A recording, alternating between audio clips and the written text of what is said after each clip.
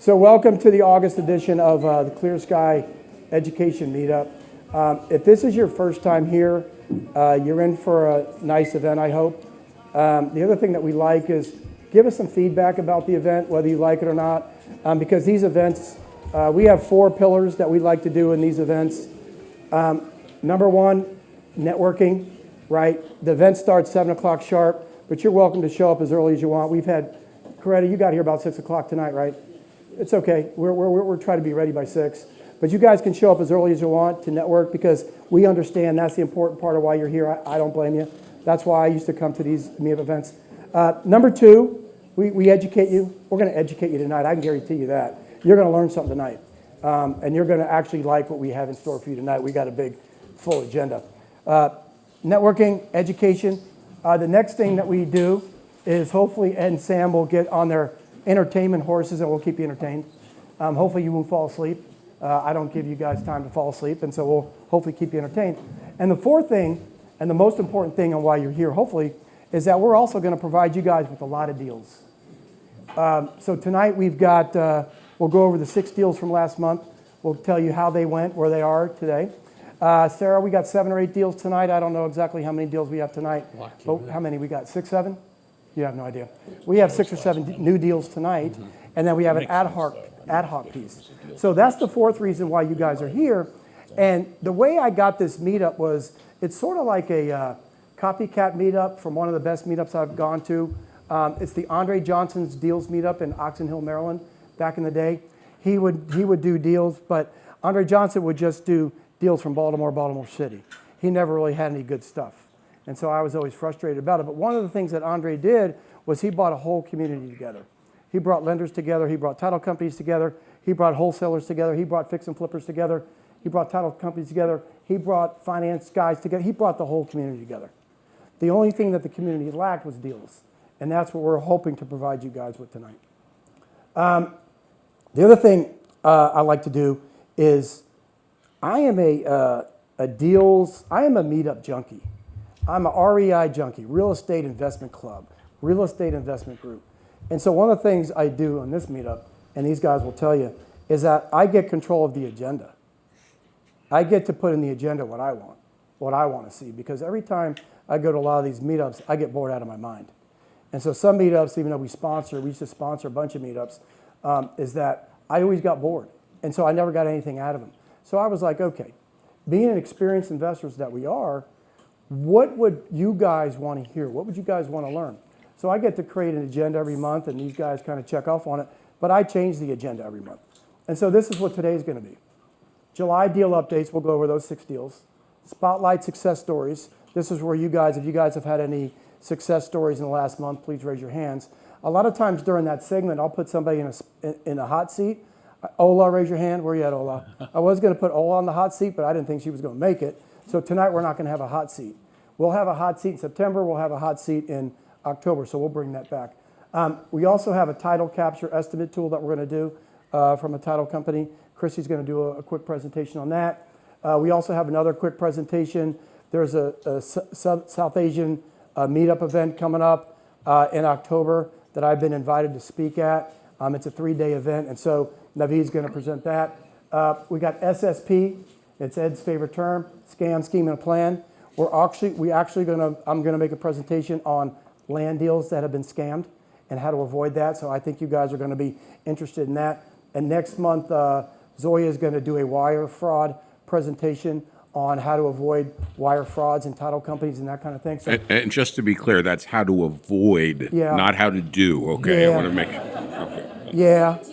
That's an advanced lesson. Yeah, we can certainly teach you how to do both. Yeah, we could teach you how to do the land scheme.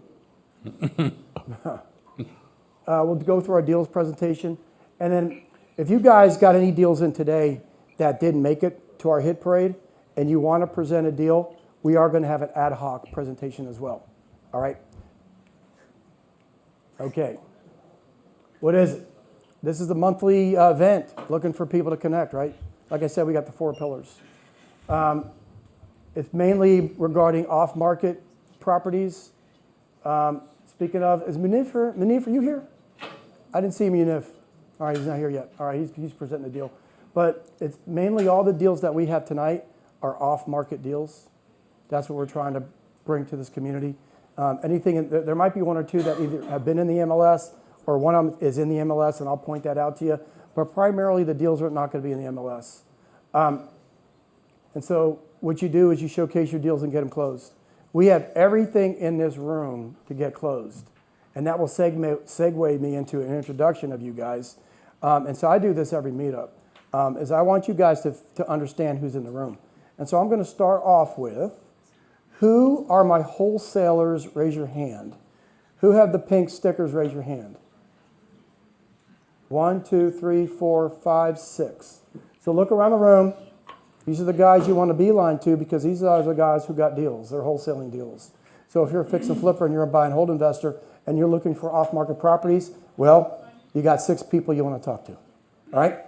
Where are my fix and flippers? Raise your hand. Got a lot of those in the room. It's good. Buy and hold investors. It could be commercial and residential. Raise your hand. Raise your hand, buy and hold investors. Not too many. Well, let me tell you, buy and hold investors, something. I'm going to fill you in. I got a great buy and hold deal coming up.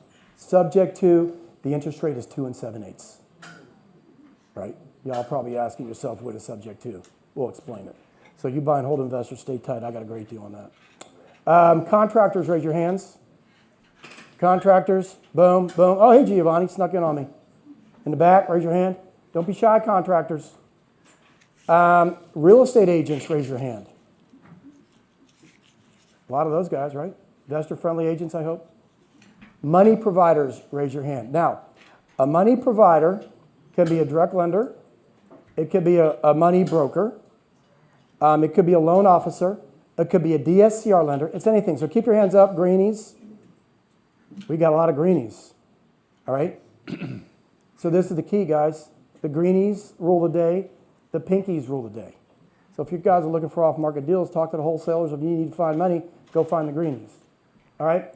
Service providers, raise your hands. That could be anything that I didn't cover. Your trash out, right, Carrie? Your title company, right? Zoya, your title company. Any other service providers that I missed? Last but not least, I think Clear Sky education students raise their hand. Right? We got a lot of students here. Good, good, good. Yeah, you're still a student. As much as you like us or hate us, I love you, man. We got students too. All of our students, I need to retract this statement because I got a lawyer in the room. Most of our students are doing deals. Some of them aren't, but most of them are. And they're making money. Oh, did you make money on your last deal? Am I allowed to tell you how much you made or no? Keep it quiet. Can I say it was more than 50,000? I can say that. Way more than 50,000. Oh, I just got to have a fix and flip. We're going to put her on the hot seat in October. All right. One of the things I want you guys to do, and I don't know, and this isn't going over very well, because once Monday comes, we put in a lot of work to find these deals. I want you guys to get used to inputting your deals. And I know we meet on the second Wednesday of each month. So if you guys have a deal, start inputting this thing. There's a QR code. There's a website. There's Sarah. There's me. Because we put a lot of effort into advertising your deals and actually putting it into a nice format so that you can present it to an audience that's interested. So that's a way. That's one of the ways. Real Estate Roadmap to Wealth /deal-submission is another website. So there's a lot of different ways to submit your deals. Guys, we need you guys submitting deals so I don't have to come up with all these deals every single month like I've been doing. All right? Keep track of that. These are the name tags. Like I said, remember the greens are the money. The pinks are the wholesalers. Blues are the fix and flippers. Right? Yellows, I think, are service providers. Orange are real estate agents. So what this does is this helps you guys network. All right? Clear Sky, who are we? I have no idea. This is who we are. We've got a bunch of different companies. Clear Sky Properties, we fix and flip houses. We don't do that many anymore. We were doing a lot. Our primary focus now is on the hard money side and the tax lien certificate side, and also the education side. So our focuses have changed throughout the years. When you're running a big hard money company, that's all you do. We're so busy with deals. So all I do is evaluate deals all day. We recently wrote a book, Clear Sky, The Roadmap to Wealth and Real Estate Investing. I didn't bring any copies tonight, but you're more than welcome to get the book. It's not a bad read. James Earl Jones over there, otherwise known as Ed Grass. He's our audiobook. He's a great to listen to. You guys know who James Earl Jones is. Got that nice lawyer voice. What am I missing, Sam? Anything? That's about it. That's pretty much who we are, the Clear Sky Group. Then I'll move on to Ed, have Ed introduce himself, and then Sam and myself. I usually go pretty quickly. I'm the lawyer. I notice I don't even have a name tag tonight, so I'm hiding here in black. But as Charlie likes to say, I am a lawyer. I'm not your lawyer, but we do like to teach some concepts of things to watch out for. Particularly, I think we're going to have a good talk tonight about SSPs, as Charlie alluded to, and we'll give you the background on that. Scam, scheme, and a plan. What comes first, the scam? Well, we'll wait till we get there. Wait till we get there. Scam, scheme, and a plan. You guys are going to learn something here. All right, Sam. I'm Sam, and we started working together in the early 2000s. We put together all these enterprises. We have a great team of people that support us. Sarah's here tonight. Sometimes other people from our team join us. And I take care of a lot of the stuff on the back end. Once you start a loan, start a house, call about a tax lien. So if you're doing operational things, I'm doing it with the people on the rest of the team. But I heard you weren't doing that much with fix and flips anymore. It's light work on the fix and flips. Well, voluntarily, yeah. That's Sam. Charlie Einsman, those of you who don't know me, that's the resume. Let's see, anything new? I guess advisory board, Freedom Bank of Virginia. I'm trying to keep that relationship going. They're a good bank, small community bank. We all three have developed a lot of different things. We've developed land, we've developed subdivisions, we've developed the car wash, we've done condo conversions. We got a truck yard, we got the special use permit auto body shop. So we've done a lot of land development as well during our course of our normal real estate lives. I'm part of I changed this slide too, by the way, Sarah. Anyway, president treasurer of a charity called Creating Foundations for Hope, formerly known as Catholics for Housing. My claim to fame is I helped that charity buy a distressed trailer park, 60-unit trailer park with no money down. No money down. Now it's a cash cow. 60 units, about $700 a month, $800 a month. It's a cash flow king. And we bought it for a couple $1 million. Now it's worth about $14-15 million. So that's my claim to fame with that. So not only do we have a lot of residential and lending experience, we have a lot of commercial experience as well.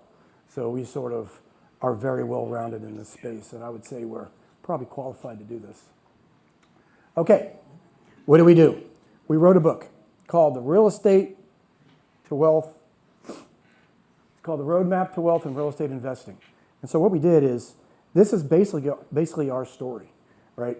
We actually, even though we had a lot of knowledge coming into the investing business, we actually went across the roadmap. And so we went from knowledge, education, finding distressed assets, which, oh, by the way, is our claim to fame. We know how to find distressed assets off market houses. Finding the money, wholesaling and flipping to create your capital stack. We are such old dinosaurs, guys, that when we got into this business about how many years ago? 22 years ago? Yeah. 23 maybe. Hard money lending didn't exist. Wholesaling didn't exist. You bought the house, you fixed and flipped it. You got your money from a community bank or a subprime lender. That's how you got your money. But then the subprime crash happened, right? So you didn't get your money from a subprime lender anymore. You got it from a hard money lender. So when we started, we didn't have any of those kind of things. But now, there are so many different tranches to find money. And a couple of the deals that we'll talk about tonight, sub-twos. There's going to be 2 deals that we'll talk about that's a subject to. If you guys don't know what a subject to is, we'll go over it in detail. So then what we did is we created these big things of this capital tranches stack, right? And we didn't know how to invest it. We had to figure out how to invest it into what's called passive income. Is there anything passive about our income? No. Theoretically. If you're married to us, it's pretty passive. I'm taking on wives. They're not here tonight. Angel wouldn't like that. We're safe for a minute. All right. So then we have all these different, so then what we did is we created all these different passive income strategies, even though for us, we're running our businesses, it's more of an active passive strategy, right? So when I'm talking about passive income strategies, I mean, how do you invest in a pooled hard money fund? How do you invest passively in that fund? How do you become a hard money lender, right? I think, Joel, you might want to become a hard money lender, right? Where you at? Yeah, you are, right? It's not a bad idea. Lauren's going to become one. So we're teaching people how to actually become a hard money lender. We're also teaching people how to build their residential rental portfolios. We're teaching people how to buy commercial assets. Truck yard we got, not bad. Don't want to go into those numbers. That trailer park I got for, Luis, are you here? Yes. Raise your hand, brother. That's the El Presidente. That trailer park that we have for Catholics for Housing, 60 trailers, about $750 a month. You guys do the math. That's a hell of a cash flow. All right? So that's another passive income strategy, industrial truck yards. And we do tax lien certificate investing through Ed Grass. Ed, what is our interest rate in Washington, D.C. on a tax lien certificate if we don't redeem it?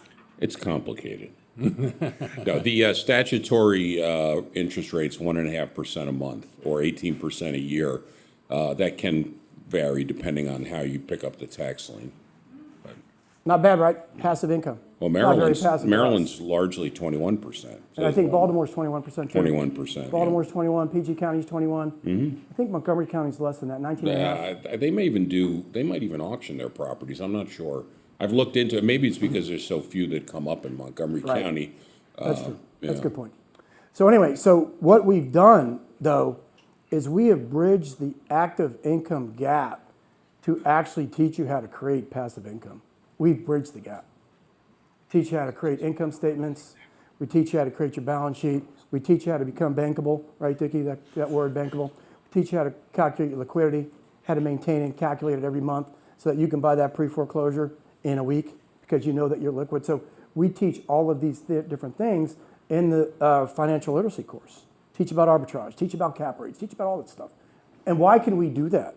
Because we've done all this, guys. We have done all this stuff.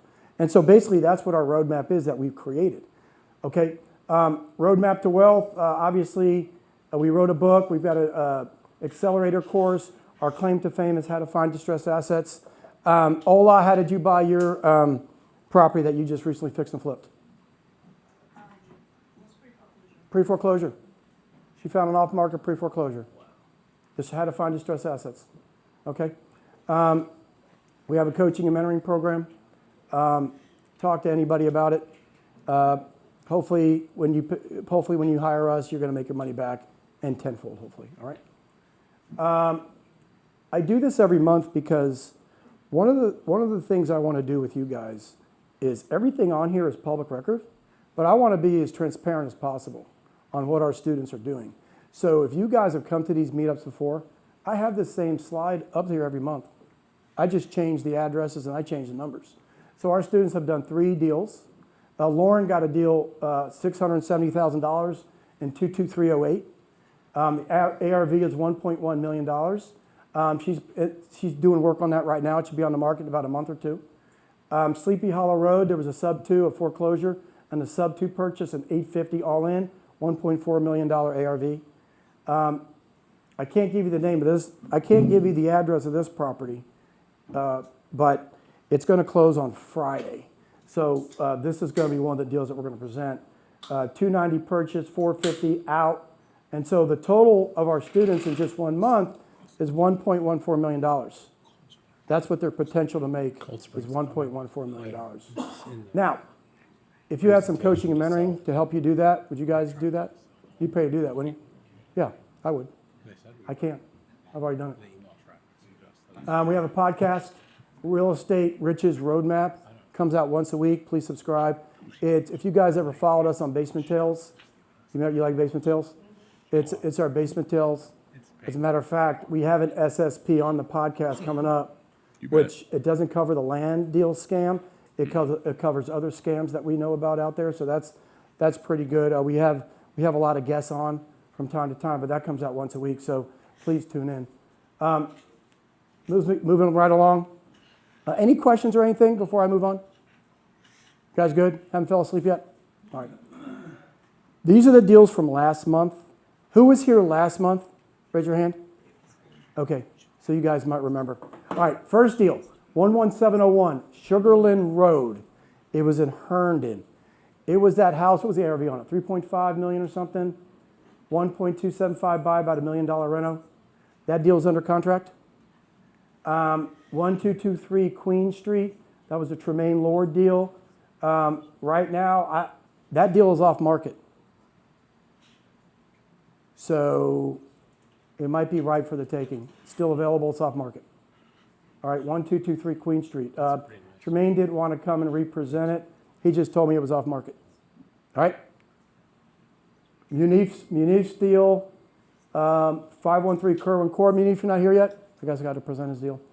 Seller's keeping the property. 8313 Ivy Green. Richard, that was your deal. Yeah. That's It's still available? Yeah. Still available? All right. So if you guys, that was the property. It's available at a better price. Yeah, they want more for it, right? I can get a better price. Gary, that's the property in Fairfax Station. It's the fire burned down house. Didn't burn down, but I mean, it's fire damage. You weren't here last month? All right, you might want to write 8313 Ivy Green Road, Fairfax Station. Gary, talk to Gary. I don't know if it's your cup of tea, though. I don't think you like $400,000 or $500,000 renovations. Might not be your thing, but that's okay. Anybody interested in $400,000 or $500,000 renovations? Raise their hand. I don't see any takers. All right. 3614 South Taylor Street. That's a $40,000 gap funding deal. He needs 40 grand. First trust is 465. The condo is worth about 625. So if anyone's interested in a $40,000 gap fund, if I were doing it, I would give him 40,000, right up $50,000 in 6 months. Give him 40 to get back 50.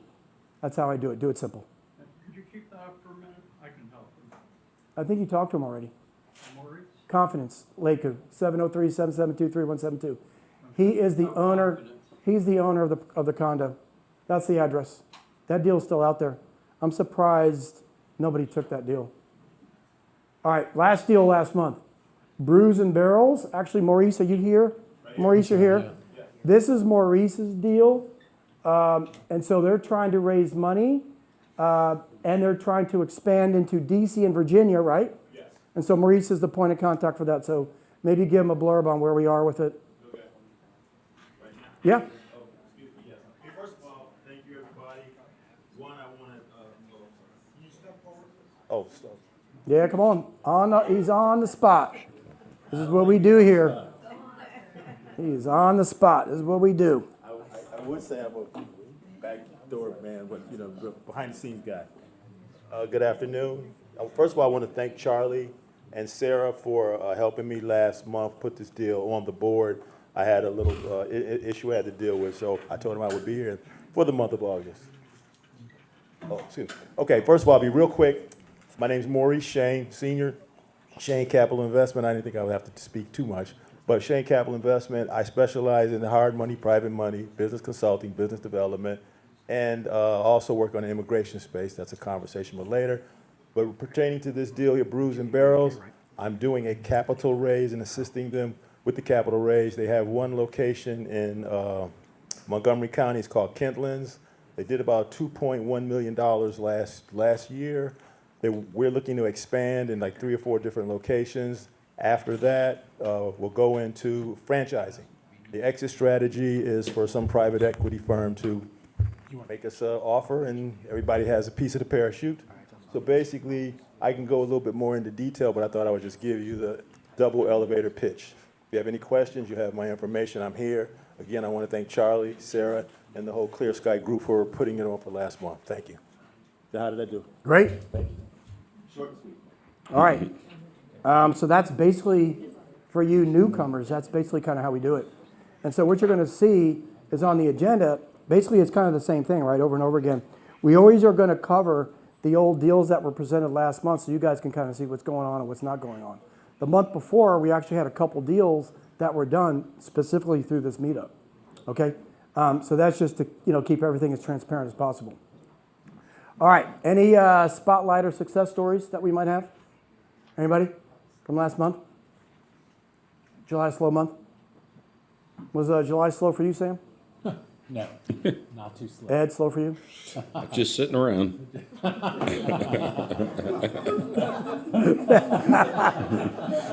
That's funny. That's really funny. That's a good thing. Yeah. That actually is a good thing. All right, we'll move right along. All right, so next on the list is Christy. Christy's going to do a presentation for you guys on the capturing on the estimator tool. All right? That's probably better for after, but yes. Here you go. Yeah. You want me to go back? No, you're good. I think Sam's got it. It might change. There we go. Oh, there we go. All right, just sit me down. I think I'm Italian, I might be loud enough. Okay. Hi, everyone. My name is Christy Fertone. I'm with Pride Settlement Escrow. We're a title company here. I'm a settlement agent. I'm licensed here in Virginia. Our office is actually here in Venture X, so I'm very familiar with this space. I've been coming to this for, I think, since you guys have been doing it, so I love it. And so today I'm going to present to you something that you all have access to. It's compliments of the title company, Pride Settlement Escrow. I'm the title agent, so again, Christopher Tone.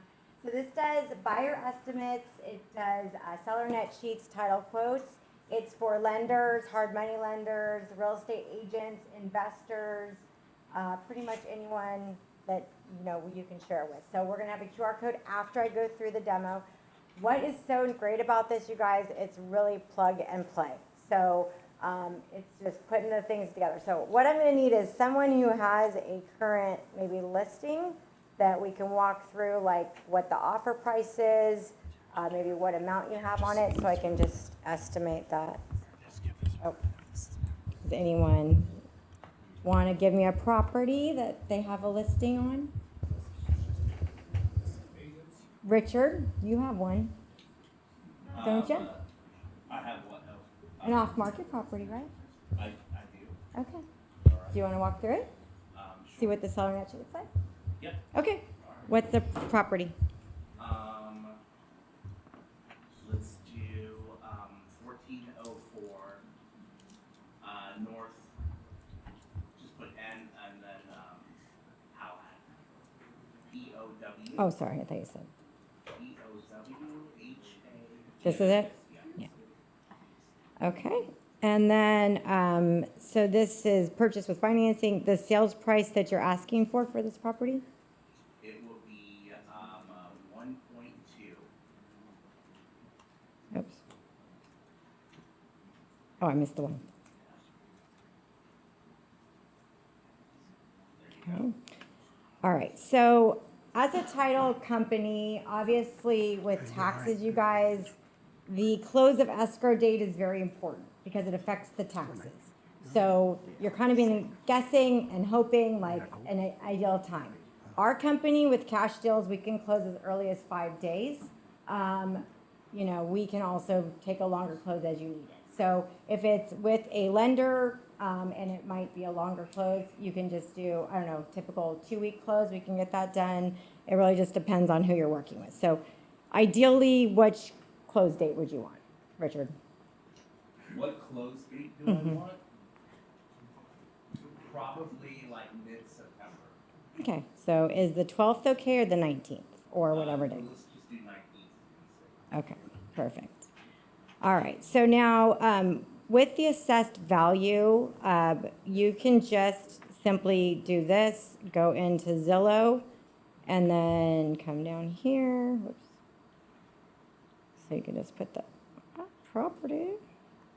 Why? Here it is. Wait. Oh, this is very sensitive. Sorry, not used to this computer. Where do you search? Oh, here we go. Okay.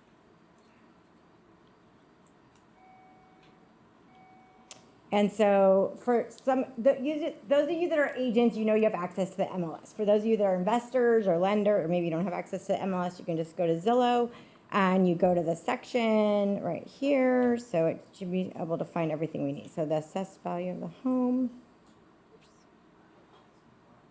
Facts and features, go to show more. And for this one, we're going to go to the assessed value. Where did it go?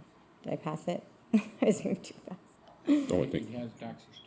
I think I went too fast. Now you had to go down. Go More? down more. Yeah. So, There you go. no. No, Yes, that's, yes. you need to, that's, yeah, public taxes. Oh, but that's not, usually That's it not- says what it is. That's so weird. Property. Okay, anyway, we'll just go with the past one. Home value. This is making me a liar, and I had this all done.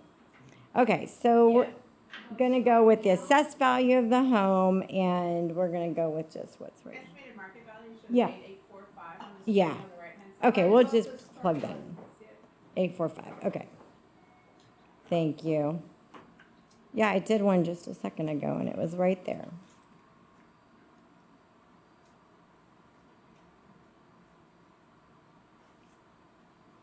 That's right? 845. Too many zeros. Too many zeros. He wouldn't mind that. Okay, there you go. All right, and then is there a loan payoff? Yes. It is, 870. Like that? 870,000? Yes. Okay. And then if you were going to sell it, would there be any real estate compensation? Yes. Okay, and a percentage or, Yes. okay, what percentage for the seller? Nothing. Okay, how about the buyer? 2.5. Okay. Is there any other admin fees or anything like that? No. HOA? No. Okay. And then the property taxes, do you remember them offhand? No. That's Okay. what they- So normally this was from the property. That's showing the county taxes, but I don't know if that's right. So normally you can find it off Zillow. So where you saw it over there. Property taxes are 8952. Oh, here we go. Thank you.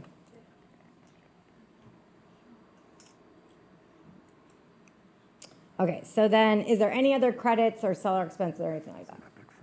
I mean, yeah. There is. Okay. But, I would really have to run some more. If you want to just give me something like, I don't know, if there's one other thing that you think is like a major expense, or if it's a credit, it'd probably be an expense, right? 800 and it's worth 1. If not, we could just do it You as can is. just put like, it's different because when I bought, the way I calculate when I do the performance, When I do a pro forma for investment properties, I put in a lot of expenses Sure. as far as the closing cost expenses when I bought it, and then of course the closing cost expenses when I sell it, Right. So this will do and like, carrying costs. I mean, I would add a lot of things into it, and those numbers I don't have offhand. okay. Would you like me to add anything or just leave it as? I guess you could just leave it. Okay, all right, so we're gonna go ahead and calculate it. And what's gonna be nice for you guys is when I share this with you, you will have your information here. And then if you ever need anything from me, the title agent, I can answer any questions and we can go through anything. So they have that information from me, and then you can also share this with other people. So if you're working with someone off market and they're like, hey, I need to run the numbers, you can share this with them, just let me know, okay? All right, so basically then you guys can email it, you can download it, you can text it to people, it's very easy. So Richard, are you okay with me putting your email right here? Sure. Okay, it's Richard Yoon, was it 62?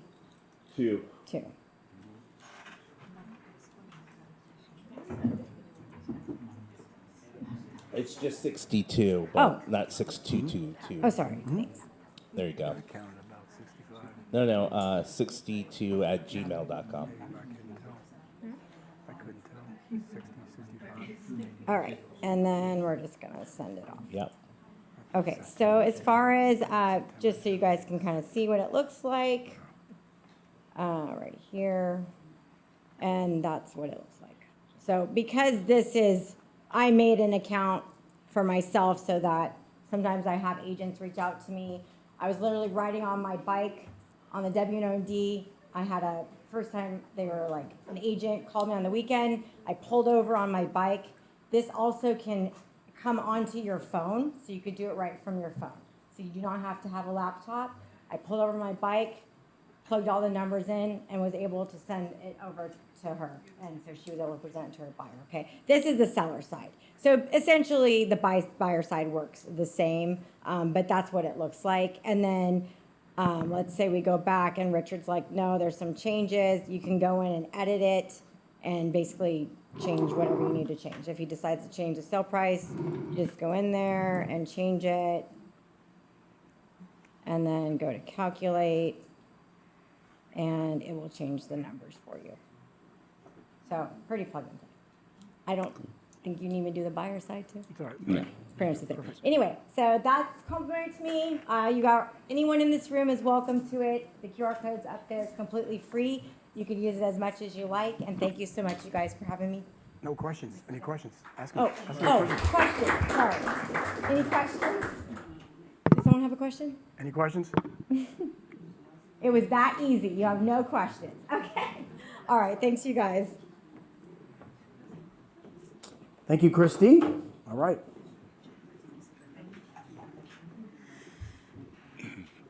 Let's see here. That's Christy's information there. You guys want to take note? One of the things that we do is, if you guys notice, we're going to have from time to time different presenters. So if you guys have a topic or something you think that the group might like, doesn't matter for us, because if you notice, we don't really sell advertising for this meetup, and that's because we can do whatever we want. So if you guys have an idea, next month, Zoya's going to present on the wire fraud. So if you guys I'd be happy to take payment for advertising. Yeah, Yeah. maybe we need to do that. Ah. Thank you, Christy. All right, next, Naveed, come on up for a second. Naveed wants to talk about an event that's going on in October, I think. Yep. October. Thanks, Charlie. Those of you who don't know me, my name's Naveed, and I know a lot of people already. I do private lending and commercial broker in 42 states. So, yeah, if you have a deal, talk to me after.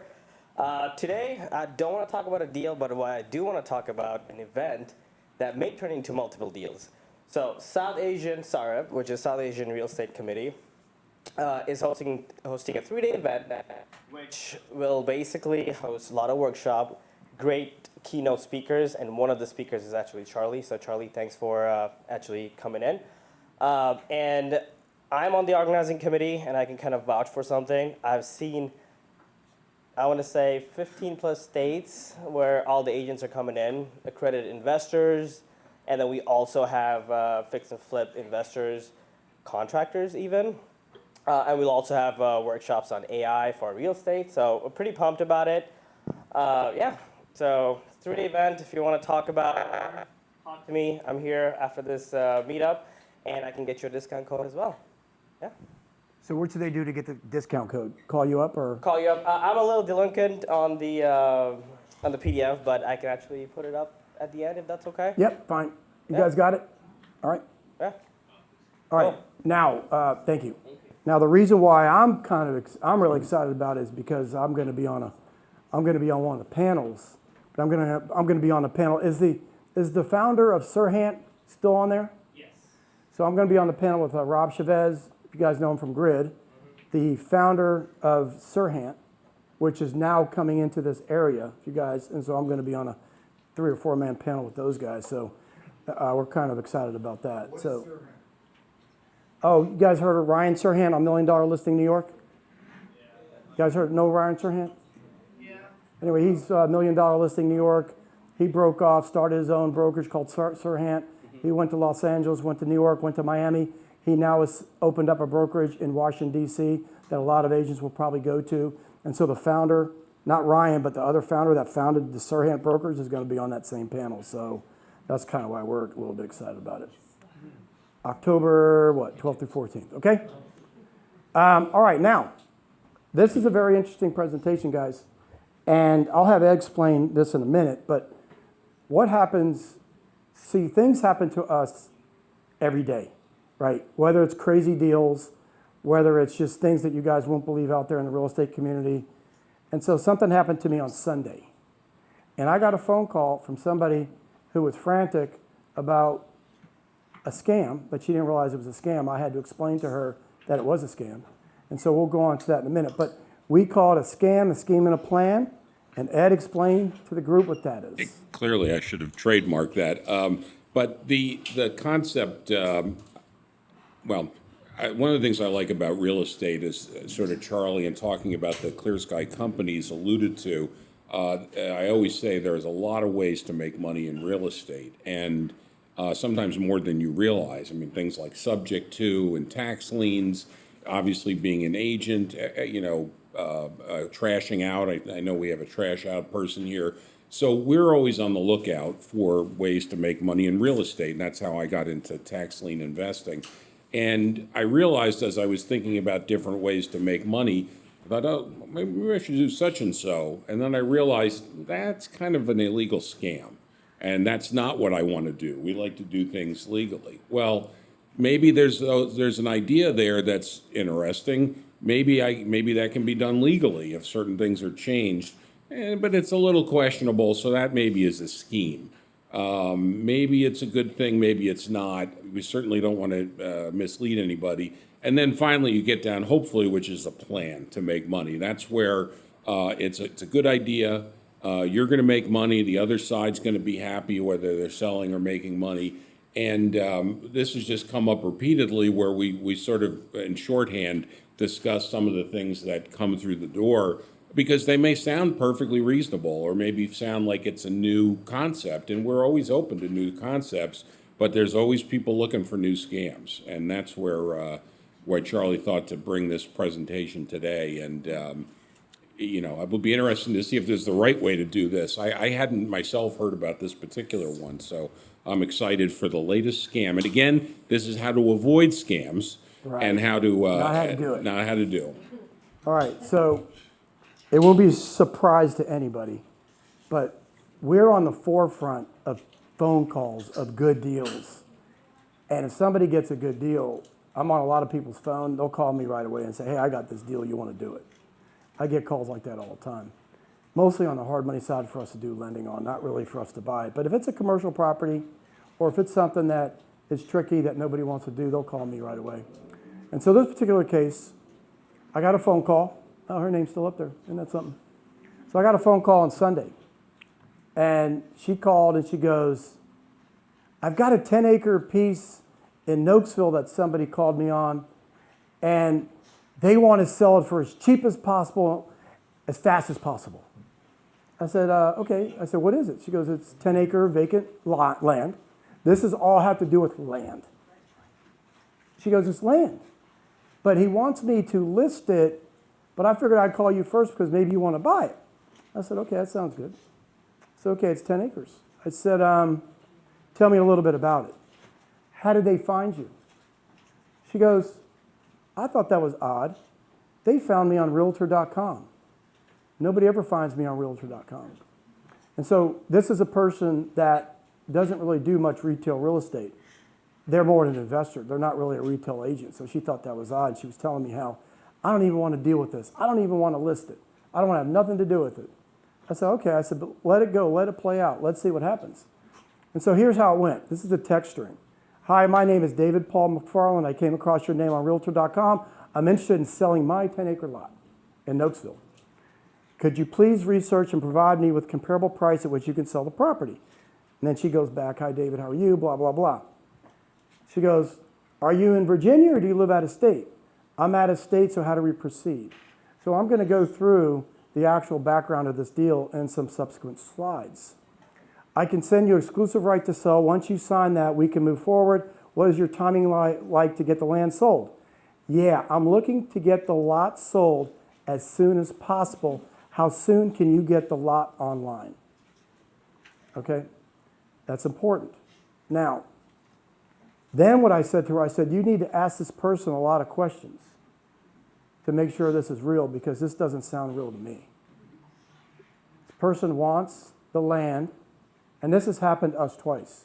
Number one on Sunday, but I'm also going to go through another example where we actually had a listing agreement signed.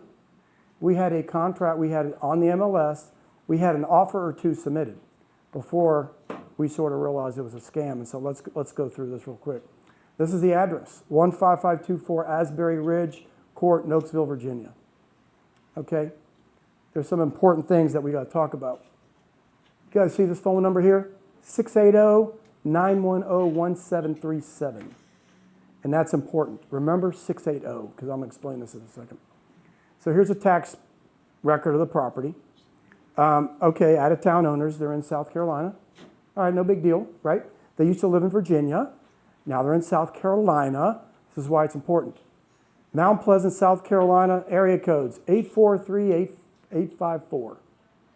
Area codes, as we know, in Northern Virginia, 571, 703, 202, 301, 804, blah, blah, blah. This text, mind you, I said text. I didn't say anything about a phone call. I didn't say anything about an email. It came from a 680 number, North Central New York. That should be the first red flag. The next red flag should be that this person didn't really want to talk on the phone. They wanted to do everything through text. Okay? So let's move on a little bit. Then, what you guys would do to thwart and figure out if this is a scam, is this a scheme at this point? Because this has been done multiple times. Well, the thing is, I mean, something like this could be legitimate, and what they're trying to do is make it look like a plan or maybe Right. even a scheme, but you have to look for the indications of the scam part. Yeah. That's right. First thing you guys got to do, right? Let's do a search on it. So we did 2 searches. We did a That's Them search. Shockingly enough, no results. So if you guys just put into that'sthem.com, if you put in your own cell phone numbers, I bet something shows up. I guarantee you something's going to show up. Did yours show up? Forewarn, right. I use forewarn. Okay. You got to use tools. That's smart. Smart. It didn't come up. So we're trying to teach you how to prevent this kind of nonsense. Okay, now, the next thing that I did was I did the same number just on a straight Google search. I got into a Nashville, Tennessee site where this number has already been scammed. They've already said it's a scam, beware. So that's the first step you guys need to do. Okay?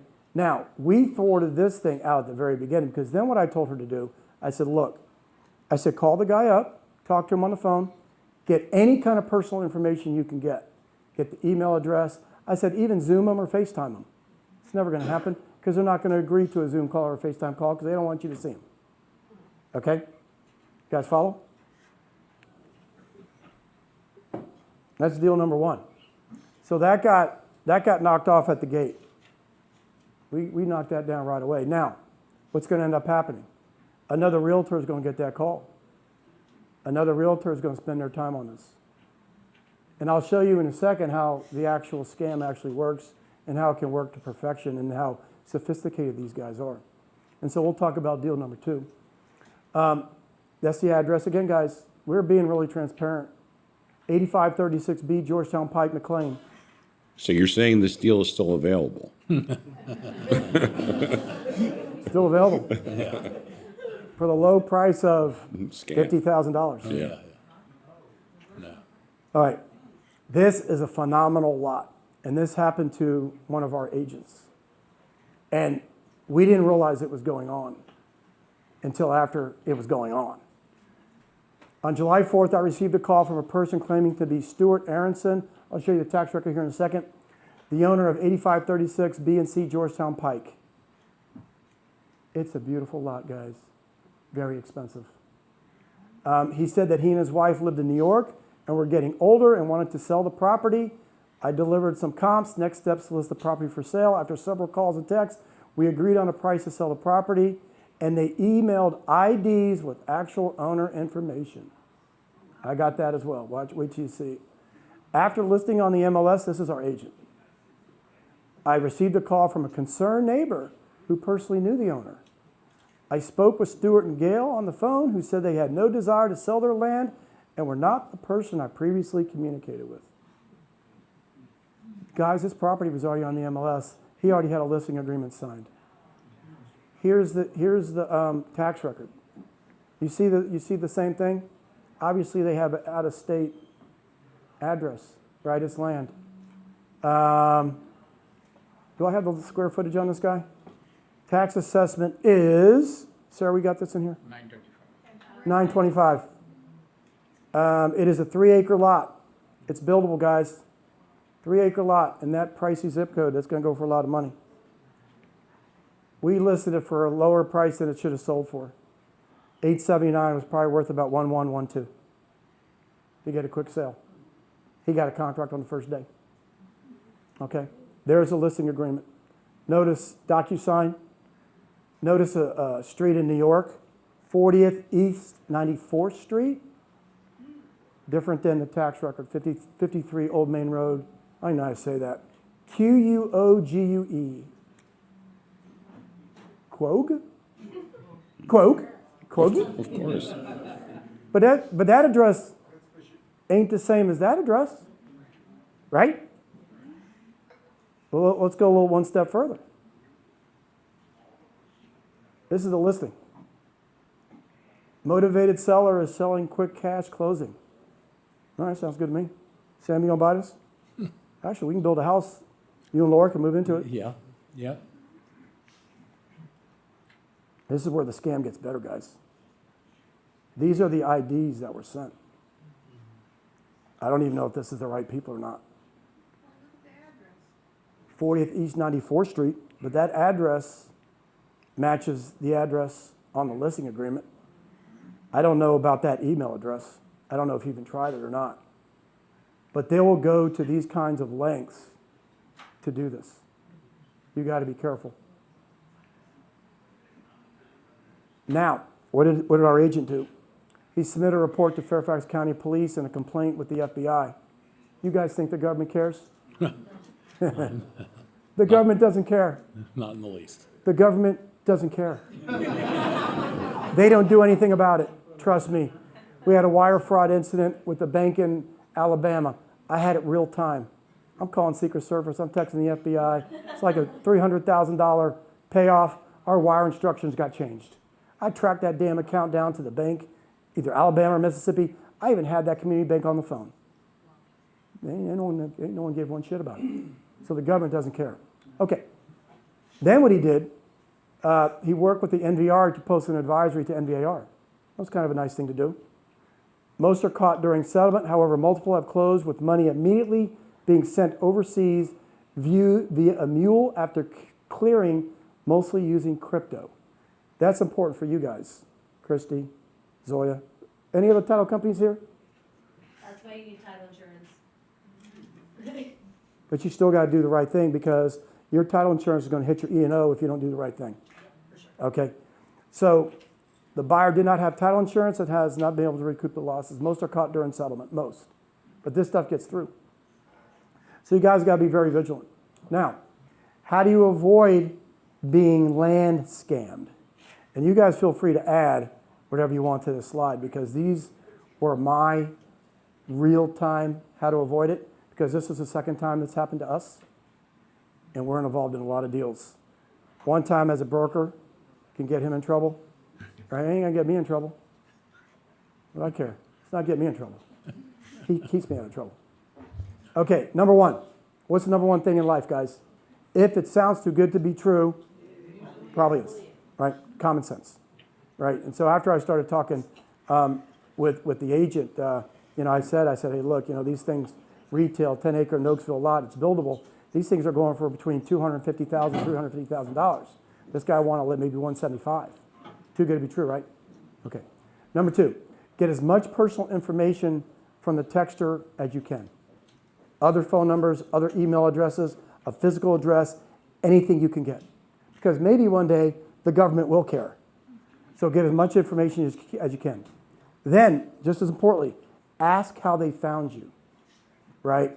The first comment she made to me was, they found me on Realtor.com. I don't have any idea. I don't even do anything on Realtor.com. She doesn't do very many transactions. They're going to hit up the agents that don't do very many transactions. They're that smart. Identify tax record or name of owners.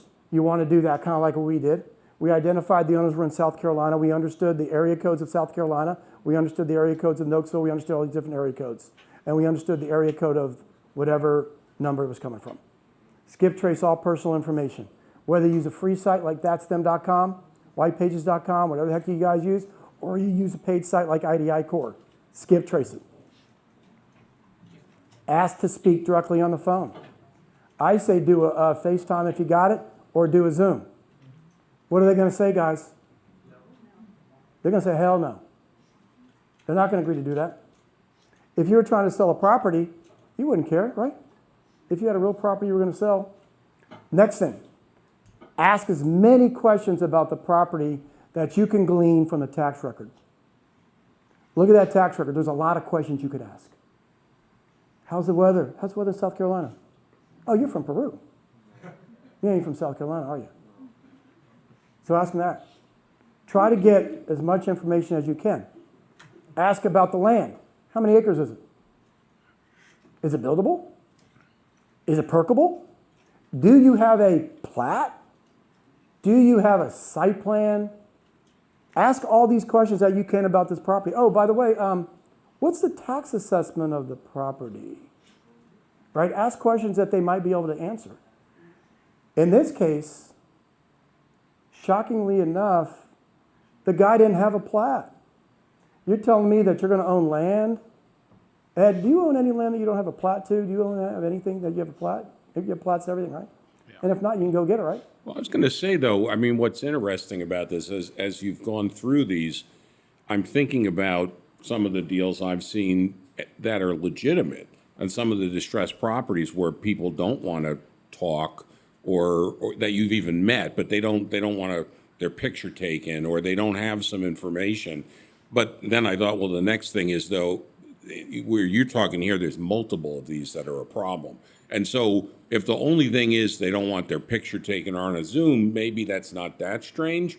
But then you have to find out the other methods if there's other ways to verify them. Yeah.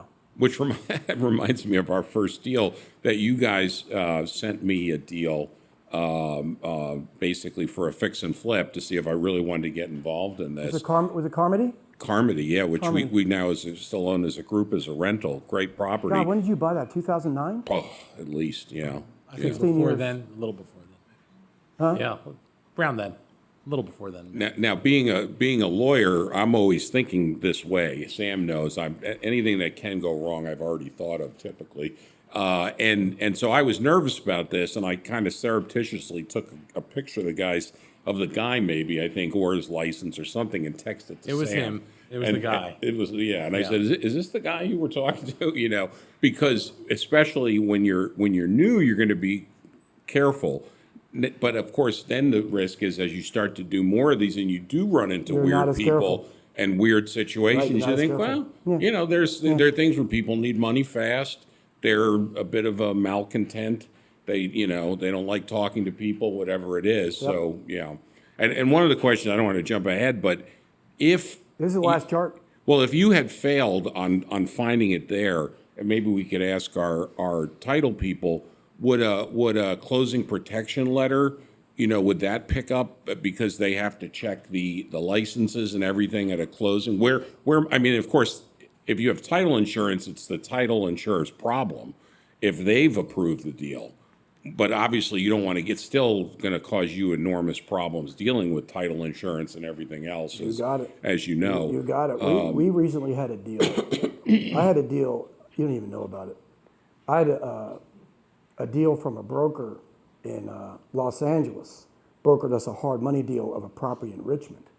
And it was a good property, and it made sense. He wanted to refinance the property, and she was going to sell it supposedly in 3 months. And it looked good. Numbers looked good. The house was worth about $400,000, and she wanted a $200,000 loan. Everything looked good. The asset was fairly new. Supposedly, it was going to be vacant. She was going to sell it. I said, that sounds good. I said, where's the borrower located? She's in California. Oh, that's interesting. So you're in California. The borrower's in California. I said, let me tell you something. Saying, if we decide to do this deal, we, title company, we're going to put eyes on her. We're not doing a remote closing. We're not doing any of that stuff. We're going to put eyes on her. And if we can't put eyes on her, we are not doing the deal. I'm going to ask you this question. You think that guy called me back? Guys, it happens all the time. So why are we covering this? We're covering this because with the advent of AI, with all these other tools, guys, this is going to get bigger. And just like next month when we do the talk on wire frauds and how to prevent it and be vigilant about that, it's our PSA. This reminds me of one, too, I ran into recently, very, very briefly. I think there was an article in the New York Times or somewhere that I read where people are going, essentially, they're skipping through the wholesale process. So they're finding old people and they're making fake deeds to themselves from the old people. And then essentially they sell it to a wholesaler or somebody else, but don't really have it. And they record the deeds. And the reason where I've seen this, one of the tax liens that we have, which we're about to get the property, because we've served everybody who's related to the property. We know who's died, who showed up, and nobody's left. And all of a sudden, this person started coming to the hearings because you have to foreclose, claiming to be a long-lost relative. And that could have caused some problems. And then, but it seemed all done because she put a deed in. And it was signed by the two owners of the property. And it looked perfect. It was notarized. I was quite impressed. Now, we happen to know that the two owners had died in the 1960s. So given that it was dated about 3 months earlier in 2025, we realized there was a bit of a problem for them. But that's that same, it is not hard to file with the land. They'll take whatever. If it meets the requirements and it's notarized and you pay the small fee, they'll record that sucker. Yeah, they'll take it. Yeah. All right. Any questions on that? Any questions? You guys like it? Informative? You got a question? Quasi? On that last one, Charlie, if the neighbor hadn't called, would the agent been able to catch anything else along the way to tip them off? Good question. I don't know what the That's a license question is. for you. What did Bill do? I don't think so. Yeah. I don't think so. Bill, the person who had it, the other agent, he's a pretty sophisticated person. He does data management. He worked for the SEC. And But he's not sophisticated from real estate. Yeah, and I've done a lot of real estate transactions, and neither of us caught it because we took the IDs, and we thought that was acceptable. But it's questionable. They would have had to do social engineering when they were trying to transfer the deed remotely and get through like a questionnaire to know the answers to the questions, the security questions. So they may have been caught. Maybe. But they may not have been caught because once you get into like making $1 million, you can do spend a lot of time figuring out social engineering questions. Well, knowing that it's a scam, looking at that, the pictures look too good. And the one thing that I'm thinking to myself is maybe to do a reverse lookup on Google. If you clip those pictures and found that they were stock images, that would be it. But again, why would you really think to do that? And we don't have the flip side with the barcode. I mean, we didn't do that level of granular. We weren't anticipating. So the answer is, I think the answer to your question is, if the neighbors hadn't tipped anybody off to it, then the title company would have been the gatekeeper for the last. Hopefully. Hopefully, the title company before the was lawsuit. the gatekeeper. Yeah. Yeah, I'm not sure what else they would have done, but that's what No, they would do remote closing. When that process goes, they ask a series of That's a good validating question. questions. Yeah. And they get the reverse side of the code. Yeah, but you could fake that pretty easily. You could. Well, the point is, They check these it are in very the database, sophisticated. And this is what's Could going be on. right. Any other questions before I move on? Oh, Could be the real ID. fell apart because he said we need eyes on the seller. my deal fell apart because of that. What exactly do you mean by that? I meant by the title company that's doing the closing needs to put eyes on them. Okay, it has to be in person. Yeah. And even for us, like especially on our hard money business, anybody that we're dealing with as a borrower, somebody's got to put eyes on them. We don't, unless we really, really, really, really know the borrower, we very rarely allow them to do remote closings. I mean, like DocuSign remote closings. We don't. We want at least a notary to show up and put eyes on them. We don't do it. It's just us. And I don't care if I lose deals because of that. It's okay by me. It's just the way we do things. And, this world is rife with fraud, and it's going on. And one business I wouldn't want to do, no, don't take any offense, I wouldn't want to be a title company. It's awful. That money goes away, man, to the wrong account, it's gone. It ain't coming back. Well, we're in an interesting transition period, I think, with AI because, no offense to others in the room, I'm pretty old. I was a computer nerd with an Apple II Plus and the internet and everything, but AI is, I've tried to learn it, but I think for many of us in the room, that's really relatively new. But if you're good at it, I don't think it's hard to make an ID like that or to change what's there, or to do voice changing with the software to have fake. Even with us, we talk enough and have enough videos out there. It would be very easy. Yep. Don't you do it, to scrape our voice and, sure. and have something sound like us. So you really have to have it, and especially again because it hasn't been that common yet, where everybody goes, oh, well, you can't trust this or you can't trust that. And you were part of an audiobook. Yeah, yeah. And you can become very engaged with this if you're a fraudster, because if you're going to make $250,000 or $1 million in a day, well, then you can spend some time figuring out how to get an ID and do all of these other things, employing all kinds of people. Well, and in a larger, like The fraudulent scheme. The penalties are significant if you do, and where they will get interested, the government is multiples of these, which is why it's good to report. But literally, every one of these communications is a 5-year felony for wire fraud. And so If the government cares. if they care to If come the after government you. spends the resources to go Right. after it, right? And they're, Well, and that's Which why is an you're. enormous amount of resources, because there's a lot of and it's people doing small this time. organized crime. But that's small money. yeah, and they're So doing organized crime. They're doing $180,000? like large numbers. They didn't give one shit about our $300,000 transaction. Yeah, no, Didn't they have care. a lot on their plate. Didn't Yeah. care. Yeah, yeah. Anyway, okay, they're good, Yeah, good, right? yeah. All right, we'll move on. No more questions, I hope, right? All right. All right, well, this is what y'all came for. We're close to 8 o'clock. I try to end all this stuff by about 8 o'clock. Richard, you're first up. Where are you, buddy? Richard's on the phone? Yeah. Okay. Richard, get off the phone. Keith, you're up first. All right, so both Keith and Richard, they're both students of ours. And so Keith's got a deal that he's going to present in Hyattsville, Maryland, which is actually a really good deal. And so you're up. You want the clicker or you want me to do it? All right. Hi guys, Keith Honore, 1111 Services. Got a house in 5013 Coburn Terrace in Hyattsville, Maryland. It's a 3-level, 2,200 square foot townhouse. It's 4 beds, very unique. It's actually 4 beds, 3.5 baths. Again, 3 levels, 2,200 square feet roughly. It's near the Chillum area in DC, which is a pretty good area. We got the ARV on this thing at 525. We have a comp, same model in the area, actually on the same street, the same model townhouse, but the comp only has 3 beds, 2 full and 2 half. This one has 4 beds, 3 full and a half.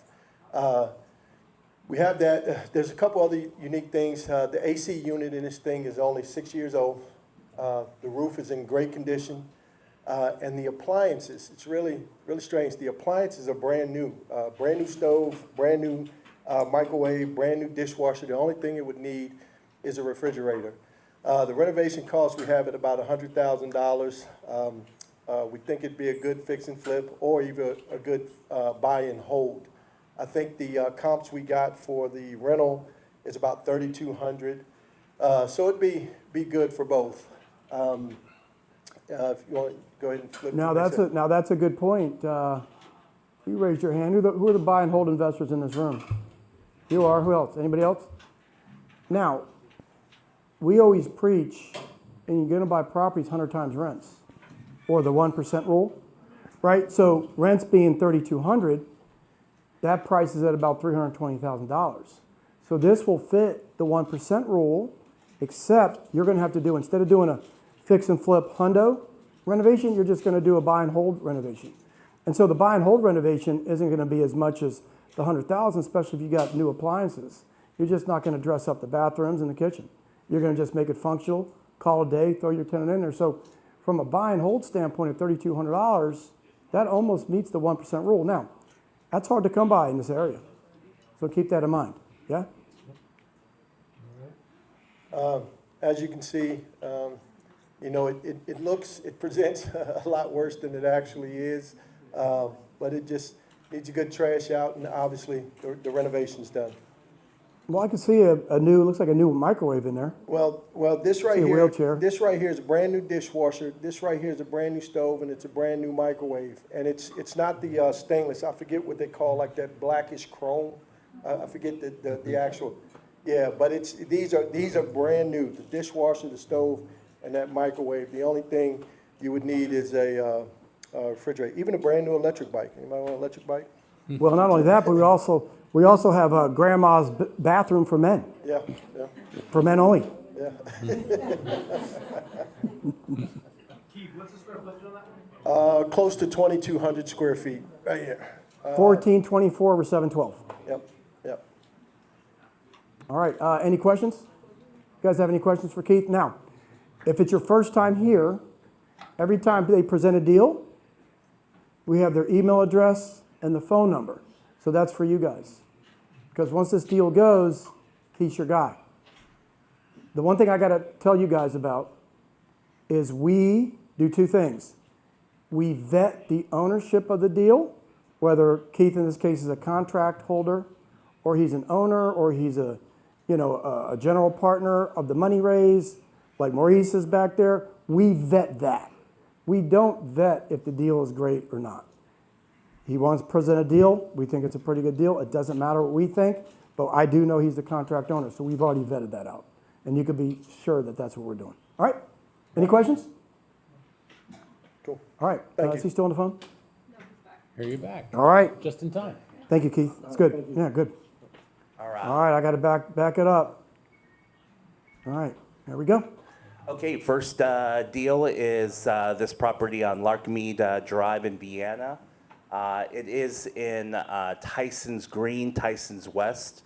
It's a really good area, neighborhood. It's close distance to Tyson's Corner, where you need to go before you go deep into Vienna. This property, not a lot of homes come on the market for this one, for this area. So after running the comps, I ran a lot of comps for this one, so I kind of wanted to make sure that the additional comps and the ARV is correct. So we're looking at getting just over $1 million for the property. It's actually $1,050,000, not $1,005,000, but whatever. And then that's my fault. It's actually my fault. And then Sorry, the comps. Sam will dock my pay. Yeah. Doc, mine too. I'll just pay extra points or something. But No. but the ARV, I have it at 1.35, and that's a pretty good conservative one. I mean, if you do the renovation correctly and you do it all high end, the one that sold on What year was it built? it was like 1967. 67. 1965. Okay. The same model, specific one, is 8811 Skokie. Do we still have that here? I've got it, I think. Yeah. Right there. That's the property. It's the same house, same model. And this one, it sold outside of the 365 days, but it did sell for 1.625. But that's the same exact model. It's the same exact model with the two-car garage in the front. We don't have pictures of yours, do we? No, we don't. Okay, but it's the same model. Yep. So it's it's an elderly lady that's been living there right now. She's been living there for a very long time. And so I have the comps at, the ARV that's conservative at 1.35. Those are the additional comps. I'm pretty familiar with those two properties that sold. I know the agent that sold on Foxstone Drive. These comps are smaller homes, by the way. They're like with a one-car garage. Yeah, and so the thing is that the way the numbers might work out for one of you guys, Gary, this might interest you, is that let's say you're in there at 1,050 and your renovation's 150, you're in there at 1.2. If you're out at 135 and 1.4, you're close to an 8 to 10 profit margin. And so to make an 8 to 10 profit margin in Vienna, Virginia, that's not bad. Yeah, not bad at all. And Not bad. I am getting some photos, and I will have access to the property. It's an elderly lady that just needs to leave. So I can, whoever's interested, I'll set up Smaller a house. showing. I think that's Yeah, it. I'll set up a showing. And see, a lot of these homes that I use for the comps, for the ARV. Look at the renovations. Terrible. I mean, they're all older. It's terrible. So if you want to achieve that 1.5 to 1.6, you just got to put in high end. I think you're biased because of the picture, personally. Yeah. All right. Any All right. questions? Any questions, guys?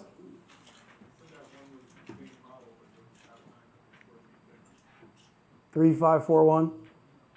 That is the total square footage of. Are we missing something there? No, that's correct. It's a little bit smaller. That is total square footage for both. Yeah, we don't have the tax record. 2677 is the We total do square tax footage, record, that's the including item. basement, because the basement is about 1,000 square feet. Yeah, and that Fairfax other County, comp- they don't count the bit below grade. Correct. Yeah. But we could take a look at the tax record. So what you want to do is take a look at 1726, the tax record, compare the tax assessment with 8811 Skokie, because they should, if it's a similar square footage, they're going to be pretty much in a line. If they're not in a line, then there obviously was a square footage mistake. It's that simple in Fairfax. They're going to be close. The tax assessment will be close. We don't have it as part of this, though. All right, what's next? You good? Any questions? Any more questions for Richard? You got his information up top? 703-587-2475? I'm just kidding. 703-283-3743. Yeah. All right, I don't know what's next. Am I next? We did Keith. Munif? Did I see Munif walk through the door? Okay, he's not here. I guess I'm presenting it. Munif is a wholesaler. I thought he was going to be here. This is one of his deals. 2507 Ed Felt Drive, District Heights, Maryland. PG County side, close to the DC border. It's a one-level house, 3 bedrooms, 1 bath, 962 square feet. I know that's correct because I did this. Asking price is $239. I've got some pictures here in a second. Renovation costs about 60 grand. It's a one-level house, 962 square feet. It's pretty small. I would add another full bath. I'd make it to a 3-bedroom, 2 bath if I were doing it. ARV is about $350,000. Access is appointment only. Munif's information's up top. We do a lot of hard money lending for his clients. And so Munif has been here the last couple times. Joel, you don't know anything about this property, do you? No. All right. Pictures right here. It's a one-level house. Looks like it's got hardwood floors in place, but they probably got to be replaced. I bet you just got to throw away the whole house. Windows look fairly good. Roof looks fairly good. It's a small house. Make it to a 3-bedroom, 2-bath house. That's your play on these small ramblers. Create an extra full bath. Here's comps. This comp sold February the 5th, $349. If you look at the square footage, 888 square feet. It's a little bit smaller. That was actually a pretty good renovation. That probably might not have been $60,000. Might have been a little bit more, right? Giovanni, it's going to be a little bit more than 60? Yeah. So maybe your rental's a little bit more than 60. We're not voting today, are we? We're not voting. All right. Another comp, 3-bedroom, 1 bath, sold April 24th. Square footage is 1,075, so it's a little bit bigger. So you've got a couple of comps on the one-level houses for the appraiser at 350, 349. So, you know, I think, and that renovation's terrible. Wow. Anyway, any questions for Munif, which is me? For a wholesale deal that are presented here, is the fee included in the asking price? Yes, that's a great question. Yes. So the way this works is that I know he has it under contract. I vetted that part of it. Anytime you see an asking price at $239, we didn't put who controlled it, but it's a wholesaler. That $239, the assignment fee is included. Keith, what was your deal again?